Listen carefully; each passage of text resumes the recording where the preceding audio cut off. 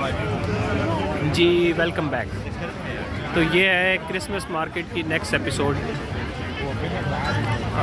ये देखो जी कैसे सजा हुआ है यहाँ पे बाज़ार, और ये जितनी भी आपको छोटी छोटी हट्स नज़र आ रहे हैं ये कुछ दिन पहले ही इन्होंने यहाँ पे लगाए हैं। और आ रहे हैं लोग और रोने के बाल हैं यहाँ पे। आओ आपको टूर करवाते हैं, विज़िट करवाते हैं क्रिसमस मार्केट का।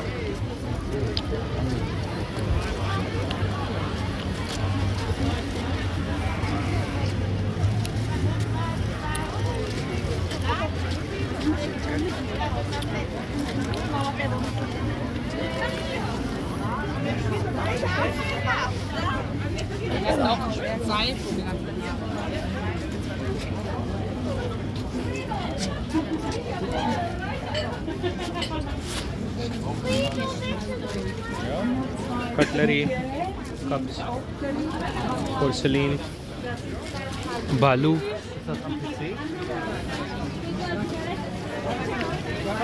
और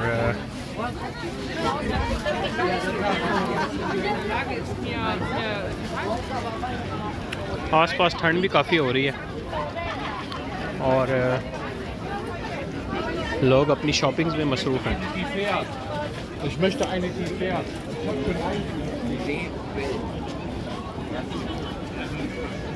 ये सिर्फ प्लास्टिक